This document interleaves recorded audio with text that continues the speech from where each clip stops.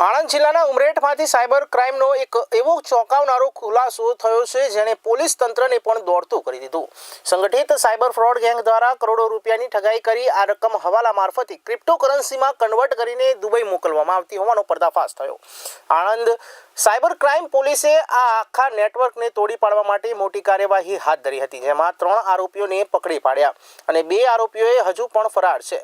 આ ગુનામાં તપાસ કરતા કુલ 17 જેટલા મ્યુઅલ એકાઉન્ટમાં શંકાસ્પદ લેવડ દેવડ મળી આવી હતી। તપાસમાં જે વિગતો બહાર આવી છે તે આશ્ચર્યજનક હતી। દેશના અલગ અલગ રાજ્યોના લોકો સાથે સાયબર ફ્રોડ કરીને કુલ 3 કરોડ 38 લાખથી વધુની રકમ એકત્ર કરવામાં આવી હતી અને ત્યારબાદ આ રકમને યુએસડીટી ક્રિપ્ટોમાં ફેરવીને હવાલા મારફતે દુબઈ મોકલવામાં આવી। જોકે આ જાણવા મળ્યું છે કે પકડાયેલા 3 આરોપીઓ ઉમરેઠના રહેવાસી છે અને પોલીસ તપાસમાં સામે આવ્યું કે આરોપીઓ લોકોનો વિશ્વાસ જીતીને તેમના નામે બેંક એકાઉન્ટ ખોલાવતા હતા અને તે ખાતાનો ઉપયોગ ઠગાઈના નાણાં છુપાવવા માટે કરતા।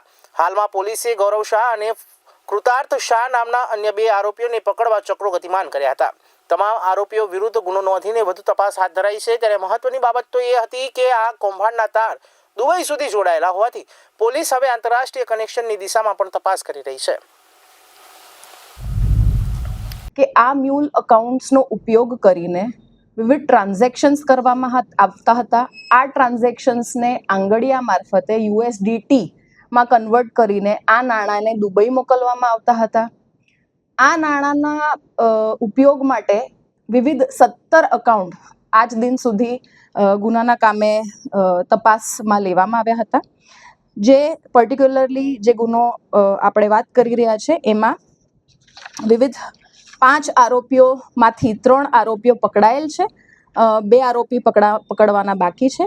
આ આરોપીઓ નામે ઋષિ અતુલકુમાર શાહ, ઉમરેઠ જિલ્લો આણંદ, હિરલકુમાર મિતુલભાઈ પટેલ, અંબામાતાનું ફળિયું ઉમરેઠ જિલ્લો આણંદ, ભારદ્વાજ યોગેશભાઈ ભિંડી, પાટણપોળ ઉમરેઠ જિલ્લો આણંદ। પકડવાના બાકી આરોપી છે ગૌરવ ઠાકોરભાઈ શાહ, ઉમરેઠ તાલુકો જિલ્લો આણંદ અને કૃતાર્થ દિવ્યાંગકુમાર શાહ, ઉમરેઠ જિલ્લો આણંદ।